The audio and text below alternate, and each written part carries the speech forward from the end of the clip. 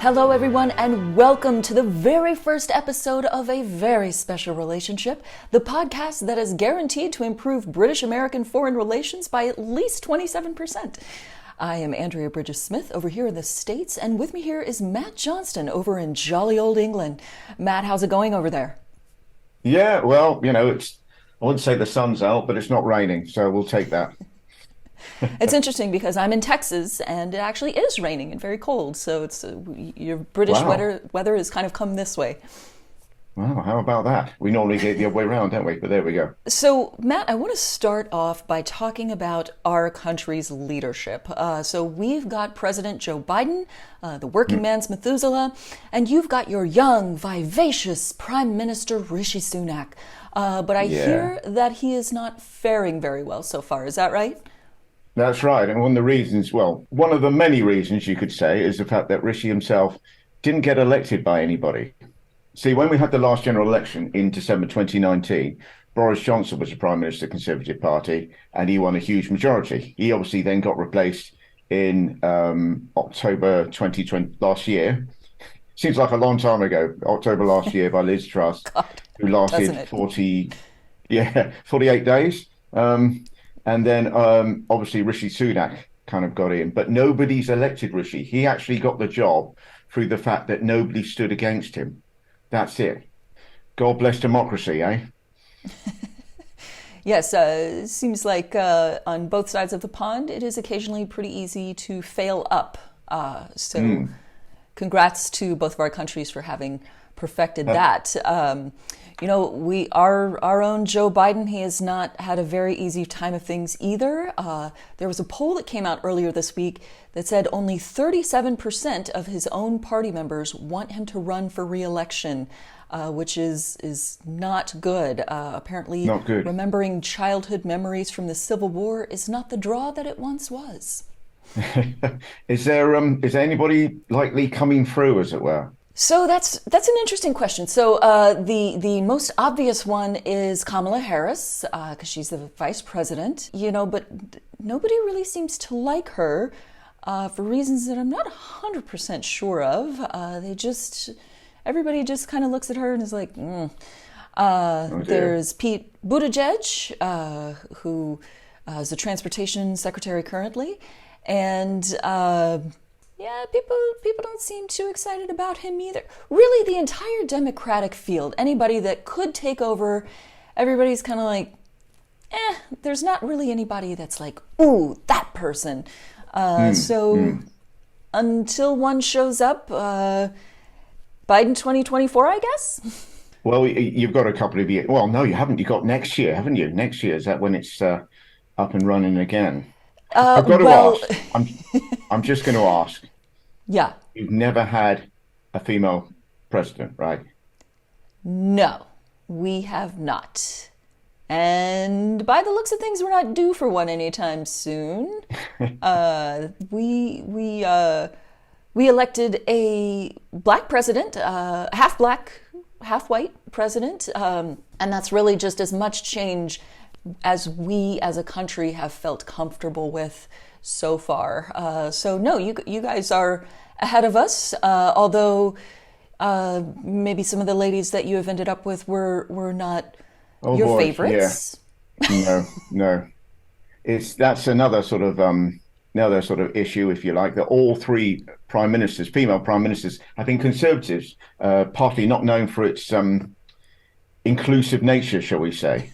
Uh, and it's strange because the Labour Party, who is describes itself as a broad church, that's a Labour quote, sorry, a Blair quote, um, has never had a female leader. Well, sounds like it might be time to get some broads in that church, right? Absolutely, absolutely.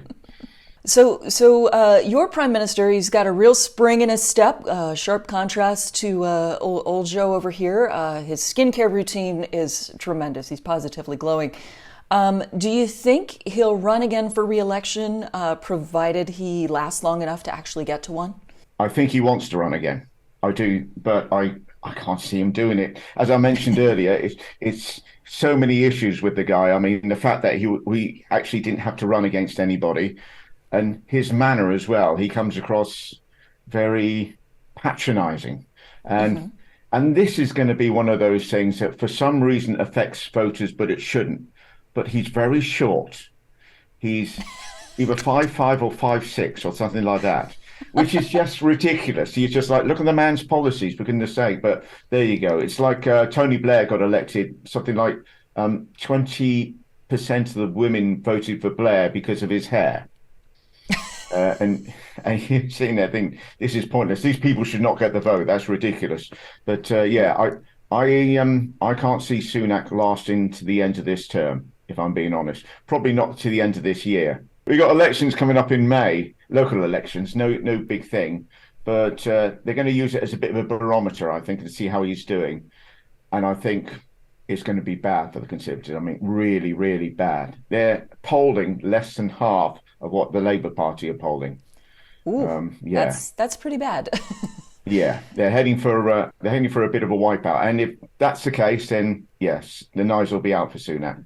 Yeah, we have a similar theory over here in America when you are picking a politician to represent you. One of the things that people talk about is which one would you most like to have a beer with? And that's how some people pick. I don't want to go drinking with them. I want them to be at the office, at the White House, in Congress, working hard, not drinking, especially not with me. I know who I like to go drinking with, and they're wonderful people. Yeah. And I would not elect them to representative government just because of the sheer number of photos that I have on my phone of them doing terrible things. Of course. I'm not sure that's a good way to pick your leadership. Speaking of leaderships and bad ways to pick leaders, could have not gotten too far without asking the T question. Do you think he'll run again, Trump? Oh, he's already announced that he is. Right. But he's off to a bit of a slow start. It's interesting, when he was in office, he would have rallies all the time. Like, he was constantly having a rally, and it's like, why the fuck are you having these rallies? You're already in office. Like, go do work. But then it was honestly better if you didn't. But, you know, it's like you're not currently running for anything. You've already been elected. And you constantly have to have these, you know, these big crowds. Oh, the crowds are so big. Everybody loves me. And now that it's actually time to do that, he's, you know, had like a couple of little small events. And it's like, what? Did you stop liking attention all of a sudden? Because, I mean, that certainly didn't seem to be the case for a very long time. So not quite sure what's going on over there. I think the fundraising apparatus is not going too well. As you probably saw, he's been forced to sell trading cards of himself to drum up some extra cash. Rishi Sunak, no trading cards from him, no?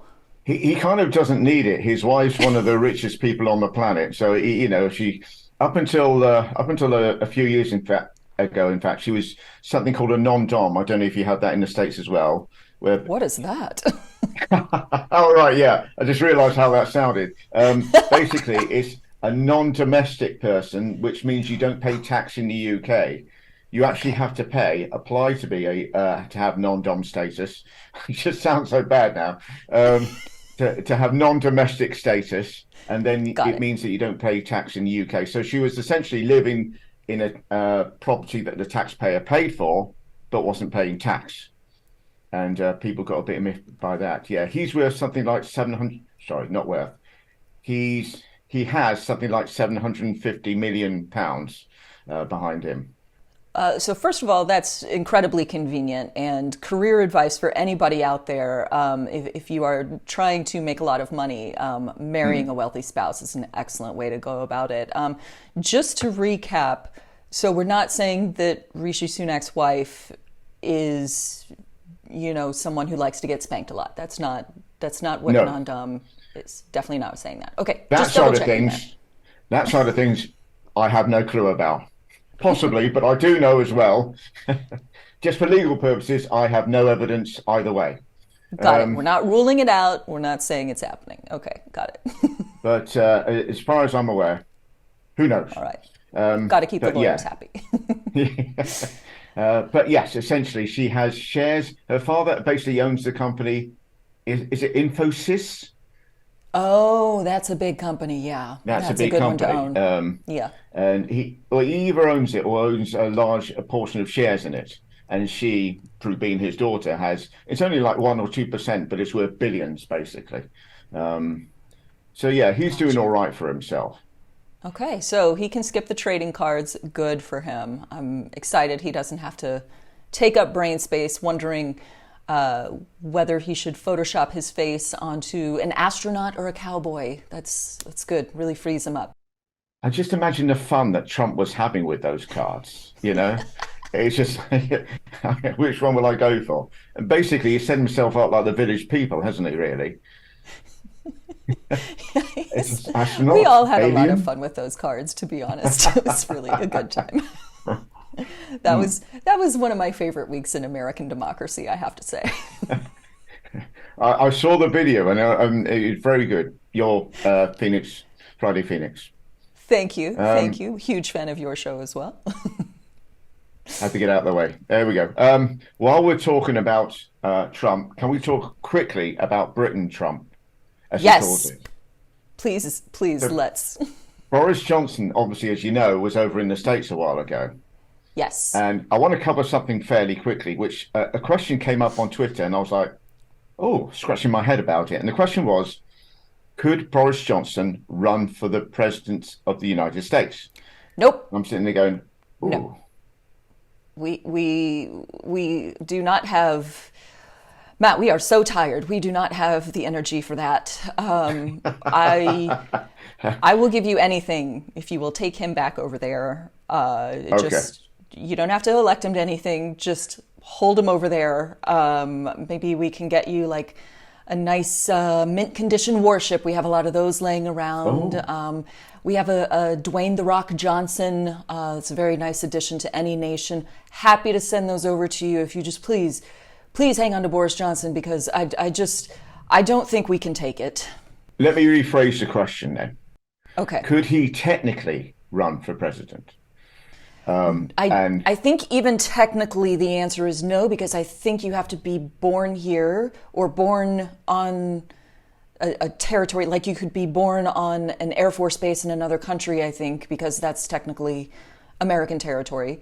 So let's check whichever check the hospital where he was born and we can get back to that. But I think the answer is no. he spent the first. I think you're right. I don't think there's any chance whatsoever. And somebody actually asked him. One of the reporters asked him the question. He said something along the lines of, "Well, you never know," that sort of thing. I genuinely I can't see any way in which it would happen. He was born in New York. Spent the first 4 or 5 years of his life there. Oh Here's shit. the thing. Here's the That's not thing. good. There's yeah. There's so many. All right. Let me run past why I think he might, and then I can set your mind at ease by going through why he definitely won't. Please do because So I why kind of need a drink right now. why he might is, as I say, born over there for a short space of time. The people that he met, I noticed, were McCarthy, Yes. okay, Mitch McConnell, and Lindsey Graham, all Republicans. Yes. Each one more delightful than the last. Yeah, but they're not just Republicans. They're more of the I don't want to call them anti-Trump Republicans. Sorry, I beg your pardon. But you know what I mean. Not. I think they would view Johnson as more of a somebody that would toe the line, if that makes sense, rather than a sort of smashing everything, setting fire to everything kind of Trump. Yeah, yeah, certainly easier to control. It's interesting because those three characters have an interesting relationship with Trump. So Lindsey Graham has kind of been on both sides. At times he's scolded him and wagged his finger, but most of the time he's pretty much like, yeah, whatever he says is great.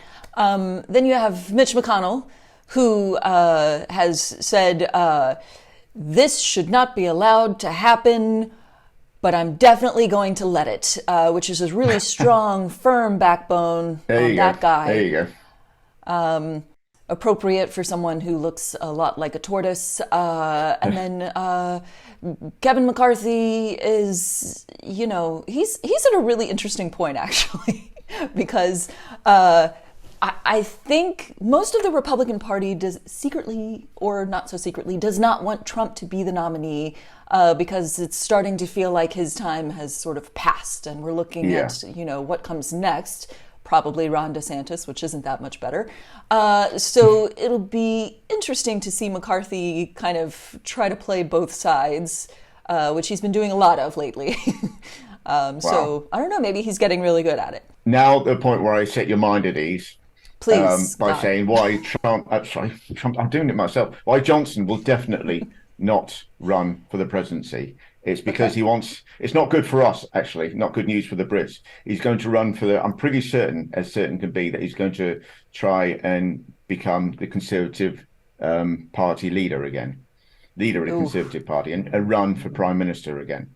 All this Ukraine stuff is essentially, he realizes he's got 2 years till the next general election, and he's going to use those 2 years to try and sort of win the war, and then be that Churchillian figure of sort of turn around and look what I've done, sort of thing.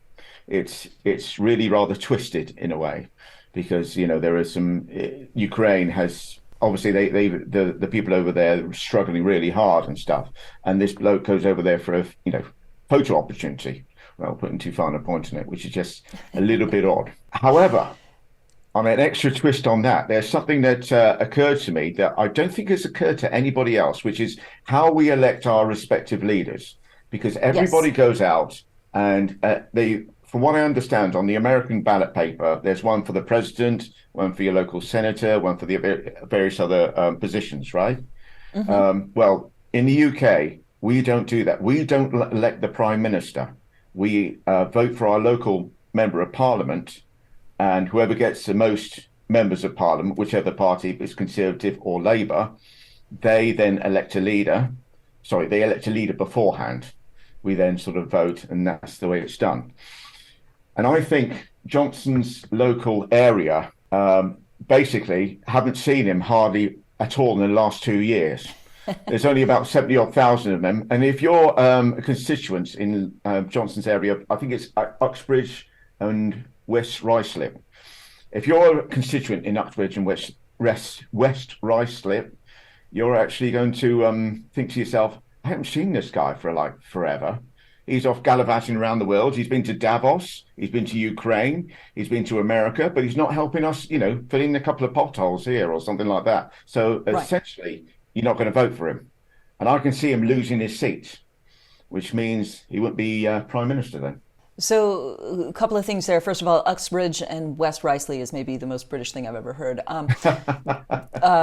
So, he could solve all of that, it sounds like, if he just gets a photo crew, gets a little shovel and a little heap of asphalt and, a little hard hat, and goes down there and, take a picture of him filling in one of those potholes. He's, and then he can get back to partying. You understand the Johnson way, absolutely. He has a whole plethora of costumes to wear as well. Hard hat, builder's outfit, police outfit. Somebody mentioned the other day he did one of these dawn raids on one of these local drug gangs in Croydon, I think it was, and he worked with the police there, and he wore a stab vest, which he didn't even wear when he went to Ukraine. You're like, how rough is Croydon, right? Now, hold on a second. What's a stab vest? Oh, I beg your pardon. It's like what police wear. Just basically, it's like sort of like a thick bulletproof. Oh, like vest. A bulletproof vest. Yeah, but it's one used for stabbing, so they can't, absorbs the knives. Right. Okay. Because you guys don't do bullets over there, so it's a stab vest. Over here, we do lots of bullets, so it's a bulletproof vest. That's interesting. How about that? I wonder if they're made of the same material. I think bulletproof vests are made of Kevlar. So, it seems like it could handle a knife as well as a bullet. I obviously don't know a whole lot about the subject. I have got to say, I am both impressed and horrified that you know about Kevlar. Well, I do live in Texas, so I learned how to shoot a gun when I was like 8. a BB gun, not like a big one. Okay. I learned how to shoot a big one later when I was about 18.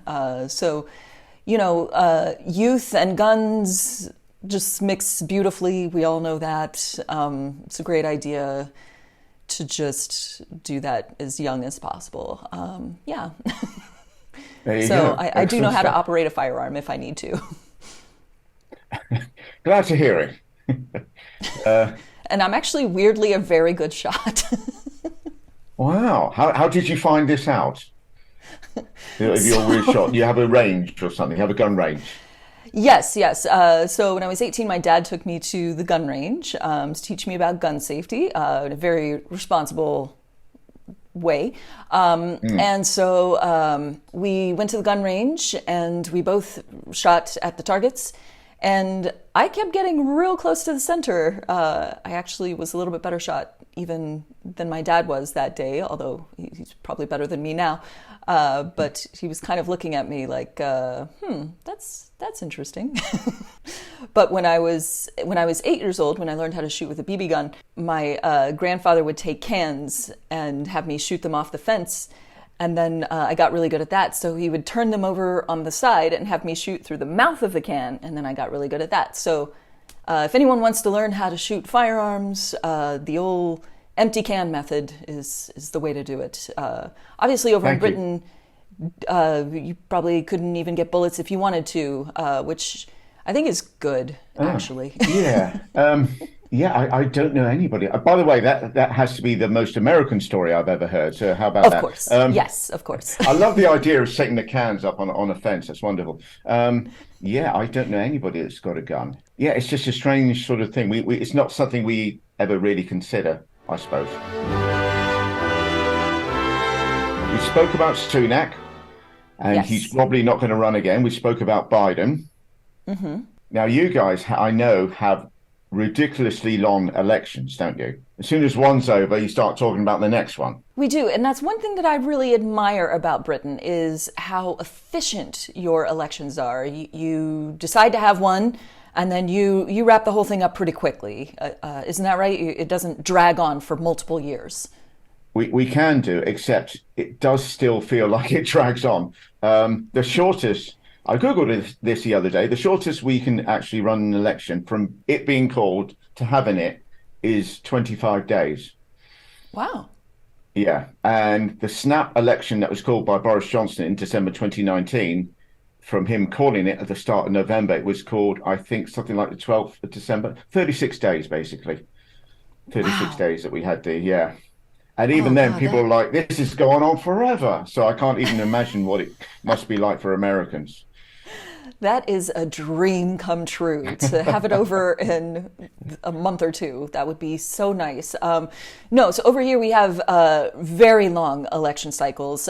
Basically, if you are a zygote without a campaign manager and a fully built fundraising apparatus, then you might as well not even bother. You really have to start early. It's pretty absurd how long the elections take. It feels like there's so much time campaigning for the next election and the one after that it's hard to actually pass any legislation.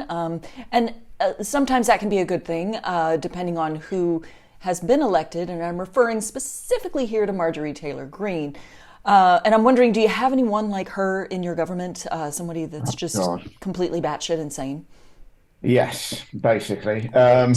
And normally they've been pretty good about leaving them on the side. It's just like they can jump up and down and shout. And there are a couple of people, unsurprisingly, in the Conservative Party. There's been a chap called Lee Anderson. He has a very forthright manner, shall we say, about everything. It's this is a problem, that is a problem. It's just like any right-wing nut job you can probably think of. And they've just made him deputy party chairman. So Oh, all right. he's going to be sort of assisting the party chairman, helping to try and get the party ready for the next general election. So expect us to blame loads of things on immigrants, transgender people, all the sort of usual sort of hit points, shall we say. Yeah. Right. The other one is an individual called Jonathan Gullis, a rather reprehensible oik, want of a better description. And There's one time in Parliament where somebody was raising the issue of the children of refugees and how they'd gone missing. And he basically stood up and shouted, they shouldn't have come here illegally then. And you're like, how low are you as an individual where that's your first?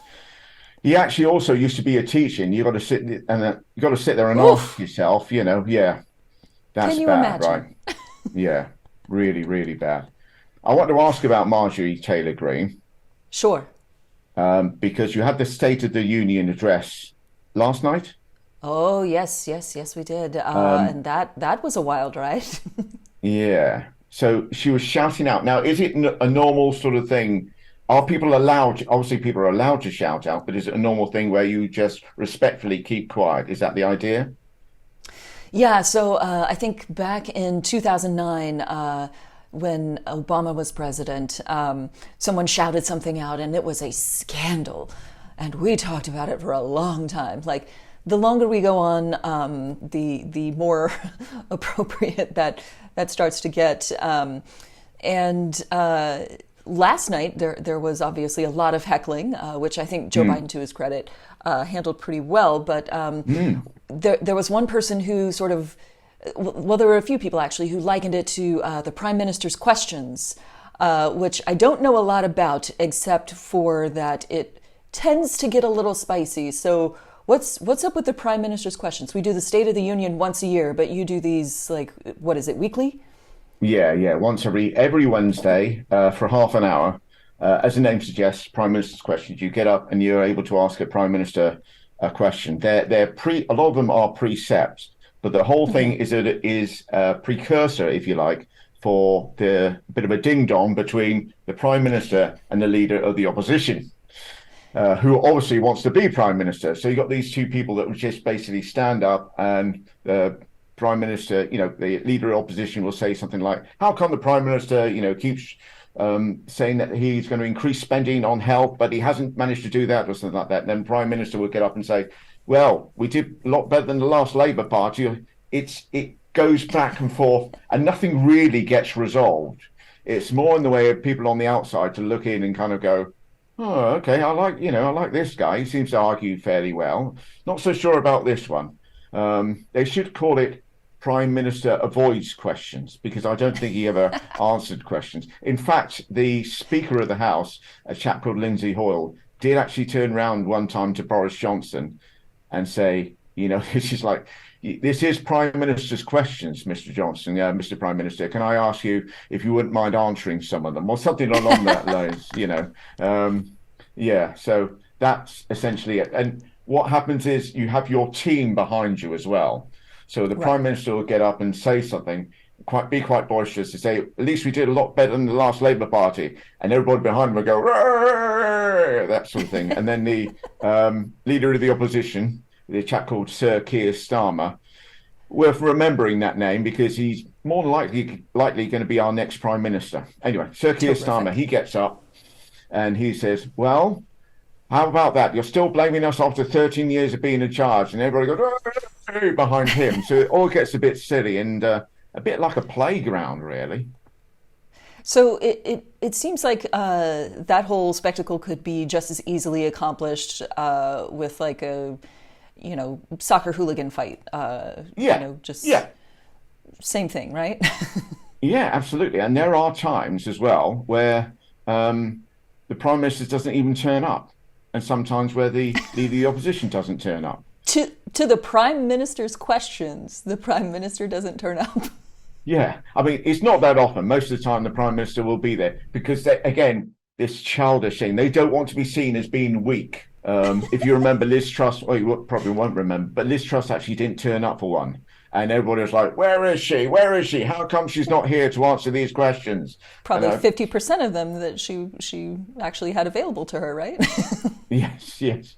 But as I say, it's all very childish. And it's worth pointing out as well that the Houses of Parliament are built so you have the opposition on one side and directly facing them is the Conservative Party on the other side. And somebody told me, and I've never had the chance to have a look and see if this is true, this was back in the day when, in like the 17th, 18th century, when there would be like a sword sword width apart, if you like. So you could virtually, literally challenge the leader of the opposition to a sword fight. And it seems like we haven't got away from that level of mentality. But there we go. That's why you got the stab vests on, so Yeah, in case a that's sword right. fight breaks out, you're covered, right?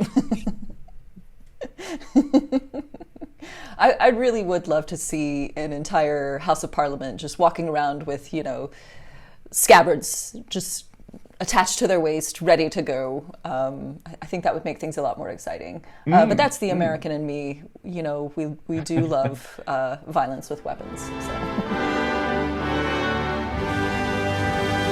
I want to ask you, in fact, about the Chinese spy balloon. Oh, yes. Gosh, what a kerfuffle the Chinese spy balloon has been. My gosh.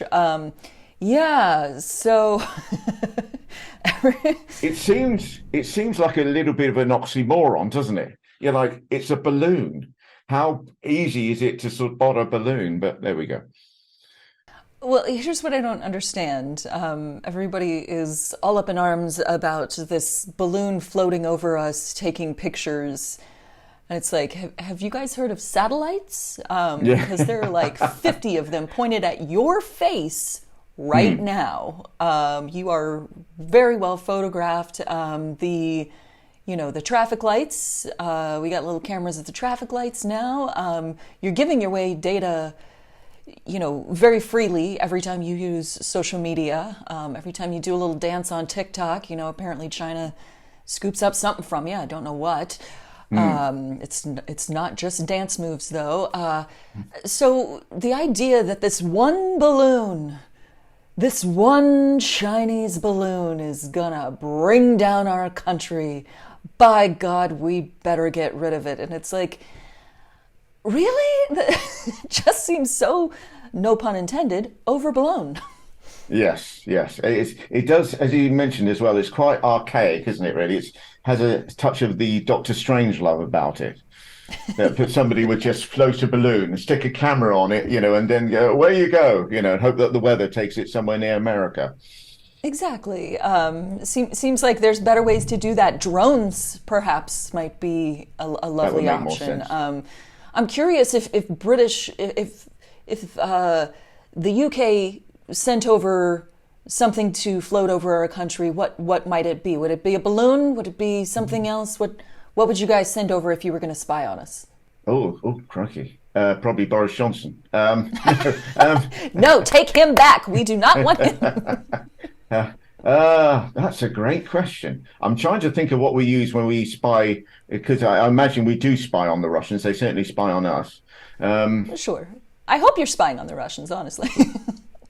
Probably a hot air balloon. Yeah, I think a hot air balloon would probably be a definite sort of winner, really, because even though it's a French invention, it's certainly I think more than a few Brits would know how to use one. Not a blimp. That's a bit too. We fought those off in the First World War, so not a blimp. No. Sure. Yeah. No more of those, please. Yeah. A regular balloon, a regular hot air balloon, just going over, just taking a couple of pictures like that. Yeah. Well, I think we have plenty of hot air on both sides of the pond to fill up that balloon. Oh yeah. More so if you'll take Boris back. Good point. Apparently we've already got him, but where he's going to go next is anybody's guess. Here's the thing as well, is that both Johnson and Trump are facing legal problems, aren't they? From what I understand. Matt, one of the things that I love about the proud British people is their propensity for understatement. And I think saying that Donald Trump has legal troubles is maybe the largest understatement I think I've ever heard. There is a flood, a flotilla, an armada of lawsuits pointed in his direction in various stages of litigation. That guy can't. He can't get out of bed in the morning without a lawyer needing to be called because he's done something illegal. Wow. It's impressive when you think about it. Does Boris Johnson have that much heat on him? I know he's got a few legal troubles, which when we heard that he was in trouble for having a party seemed quite quaint, I must admit. Yeah, it's worth mentioning. It's not actually in trouble for having a party, having cake, or anything like that. He's actually been taken to court for lying to Parliament, which is considered to be more serious. That's what people, Yes. because he did actually turn around at the time and said, I went to no parties, I was not attending the parties. We now got the Right. photographs where it's bizarre because people defend him saying, like, well, so he's just had a bit of cake and a bit of a drink, and he was socializing with people. Like, yeah, we get it. That's a party. It's a crap party, admittedly, Right. but that's not why he's being taken to court. It's Okay. not, it's not. He's not getting Google reviews on how good his parties are. That's not why. That's not why he's being Thank taken to goodness. court. He's being taken to court purely for the fact that he turned around to Parliament and said, "I did not attend any parties." And now we've seen the photographs. It's going to be interesting. So when politicians lie over there, you prosecute them, which is an interesting approach because I don't know if you have heard of George Santos over Yeah, here, yeah. who's really taken that lying mandate from Trump and just kind of run with it. Really, also an impressive figure just for the sheer volume of mendacity that he is carrying around every day. It must be so hard to keep straight in his head. And so far, no consequences for that guy. He was at the State of the Union last night, just having a great time. So you guys actually do something about that. That's an interesting approach. I like Before we it. get too carried away on that, I think it's only fair to mention that it's purely on this specific point. The politicians lie just as much as anywhere. I got to say, I am fascinated by George Santos. I am fascinated by Me a man too. that has a backstory that he has, sitting there going, I need to get my head down. I need to go undercover somewhere. Congress, that's where I'm going to go. It's just, I think that's remarkable for so many reasons. Um, Yes, it's like instead of faking your death and putting on a mustache and moving to Spain, you go on live primetime television and have a press conference. It's not the best approach for someone who is trying to get a little shade off of him. Speaking of lying, we have something in Yes. Parliament where basically you cannot call, in Parliament, in the Houses of Parliament, you cannot call another parliamentarian a liar. And if you repeat it, you What? get thrown out. You get thrown out the House of Parliament, which we all think What? is crazy because, of course, Johnson comes in and everybody's going drying their hair out. It's just like this bloke is clearly lying. He lies all the time. There's a whole string of things. I can't remember the last time he told the truth, you know. So, and we're not allowed to call him the one thing that he definitely is, a liar. I just wondered if they had something along those lines in the House of Representatives. Oh no, hell no! You can just lie with impunity for as many times as you want, and it's completely fine. And you can yell at each other if you want to. It's not encouraged, but you can. I'm curious who made that rule and why. It had to have been someone who was lying a lot, I would imagine. Yeah, yeah. I'm not entirely sure. Something about it, something about the fact that you're supposed to, this whole thing of Englishmen being a gentleman, so they cannot be a liar. So you're not going to accuse them of being a liar. I'm like, that's got to be at least 2 centuries old, really, if not even older. But yeah, it's way out of date. I mean, now, as I mentioned, everybody knows all these people are lying, and nobody's allowed to call them out for it. So they can just stand up and say some other response. You sit there and go, oh, yeah. No wonder people lose their faith in politicians, right? Yeah, I can see certainly why people do. There's a lot of talking and not a lot of accomplishing, and a lot Mm. of the talking is not true. So, yeah, problematic. You're going with it now as well. We're not true. Rather than call it lying, just not true. I like Oh, that look, approach, though. There we go. they've There we got me go. already. I didn't want to get stabbed with someone's sword on the floor of Parliament. So, Well, so we've covered Biden, we've covered Trump, we've covered Johnson, we've covered DeSantis, we've covered Anderson, we've covered your next elections are going to be in 2024. so we have elections every year. But the ones that people care about are every 4 years when we elect the president. Right. And then every 2 years in between those elections, we have what's called the midterms, and people care a lot about those. This year we'll have an election that's largely local elections, so voter turnout will be pretty low. But by the time of that election later on this year, it's always the first Tuesday in November, the presidential field will have exploded. People will have made lots of announcements. They will be actively campaigning and raising funds. And we will be getting emails and text messages from people we've never heard of in states we've never been to, asking us to donate $5. Just chip in $5 to our campaign so we can save America. Everyone wants to save America because apparently it's about to fall into the ocean at any minute. But if we just give $5, then America will be saved, which, you know, you've got to admire the efficiency. Just $5 and we fix everything, you know, sounds easy enough. From what I understand, the American elections, well, certainly the campaigns can use up millions and millions of dollars, can't they? Is that right? They can. So instead of spending millions and millions and in some cases billions of dollars actually fixing the problems that require that money, instead we spend that money on political campaigns for people who promise to fix those things. And then once they get into office, they try to at first and then are pretty quickly stymied, and then, oh, it's time to go back to campaigning again. So really, it's a wonderful system. Highly recommend it. It's great. Balloons, that's what I like as well. A ton of balloons in America. Yes. Balloons, not too many though. You don't want to have them shot down because we are all packing heat. Is there a person that if you had your way, and one individual to run for president, who would that individual be? That would be Liz Warren, for a number of reasons. Number one, let's get a lady in there, please. Surely we can't muck it up any worse than the fellas have. Number two, she's very, I don't know how to say, against billionaires is maybe not exactly the right term, but she very much wants them to pay their fair share in taxes.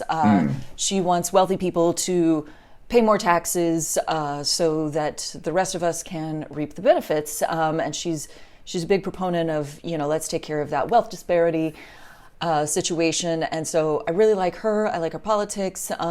She has an adorable dog named Bailey. And she's What's the dog? What is it? Not sure of the breed, but adorable. And she's just a sassy pantsuit wearing lady that she just gets kind of fired up about helping the American public, and I like her a lot. She seems like a huge dork, and that's exactly what I want in a leader. Someone who is a huge dork. I don't want to have beers with them. I want them to be a dork. And do you think she'll do it? Do you think she'll run? She might. She ran last time, and she did all right. But with Joe Biden in the race, she didn't really have a chance. She's definitely not so much in the center as Biden is. Like he's definitely more of a centrist, and she's a little bit further over to the left, which is appalling to anyone on the other side because we might force their children to be gay. Yes. Which is obviously what we're trying to do, is just force everyone to be gay or trans. That's our entire agenda, and we're ruining America by doing so. So that's where the vaccines come in, isn't it? Yes, absolutely. Yes, exactly. We do the vaccines, we do the Jewish space lasers, suddenly everyone's gay, mission accomplished. That's our entire party platform. Good job. Yeah. I have to say, over here, although I think Keir Starmer would be an adequate Prime Minister, certainly better than any of the Conservatives who are just beyond a joke now, just a very unfunny joke. Right. Would be somebody called Yvette Cooper, who is the... Yvette Cooper? Oh, God. Talking about Yvette Cooper. I think she was the health minister. Sorry, the shadow health minister. Basically, you're the opposition. You're the shadow, whatever the other thing is. So they Got do it. their Okay. job. Your defense secretary, shadow defense secretary, that sort of thing. So I love that idea of somebody walking and then somebody walking directly behind them and like, what are you doing? Yeah. She's a home secretary. That's right. She's a home secretary, which means she deals with immigration. Shadow home secretary. Boom. But she's very on the ball. And again, like you, I wouldn't be too fussed about going for a drink with her, but she knows her stuff. And she comes on, she's able to sort of like point out where things are going wrong, what should happen, as it were. She doesn't always toe the party line, and I like that as well, as somebody that's able to think for themselves. So yeah, I guess that's what a good combination. I'm now thinking what a good combination that would be, Elizabeth Warren and Yvette Cooper. And if you guys aren't going to use Yvette Cooper, we'll send Boris back over there. You can send her over here, and we'll take her. She sounds lovely, a lot better than Boris. So if you want to make a trade, let me know. That's a bad trade. Except, except having said that, I'm not so sure. I think we would take Boris, irrespective, because, as I say, we've got these parliamentary questions following him round. And the thing is, and this is really frustrating, he's essentially, he's always had money troubles. He's always had like money problems, which is a problem for a leader of a country, isn't it? When you're Right. looking at security of the nation, things like that, somebody who sits there going, I need money from somebody, it's not a good look. But he's now getting his legal fees paid through legal aid. It's basically there for the poorest people's, in the country to get representation. And our Prime Minister's got it. I ask you. We shall find out. Anyway, we shall find out what's going to happen to him. It's not going to be jail, which I want to know now. Could Trump face prison? In theory, yes. There's certainly plenty of opportunities with the various legal cases against him to do so. Whether it will actually happen is another question. His nickname, as you may have heard, is Teflon Don. So charges don't seem to stick to him, or if they do, like there was a judgment against his business not too long ago, but I think the fine was like $1 million. It was something relatively small that he probably has laying around under the couch cushions or next to a gold toilet somewhere. So it's tough to say. But if that does happen, Matt, I want to warn you, I'm going to be drunk for a week. Okay, so drunk. Don't blame you. Don't blame you at Can't all. begin to Absolutely. just sloshed. And I invite you to join me. It's going to be a really fun time. Funner than the NFT card week would be that. Popcorn at the ready. All right, excellent. So Matt, I think that's all we have time for today, but Okay. we will be back soon with more news from both sides of the pond. In the meantime, listeners, you can catch Matt on YouTube at The Interesting Times UK. Type that into YouTube. You will see a wonderful show there waiting for you. He does the latest in British news every Sunday. And you can catch me tomorrow on the Friday Phoenix, which is the same thing, but in America. And that is at Phoenix News Network, FENIX News Network on YouTube. Matt, thank you so much for being here. I feel like we Pleasure. both learned a lot today. And, call me if any new world leaders show up that you think we should have a look at. Will do. Thank you. Thanks, Andrea.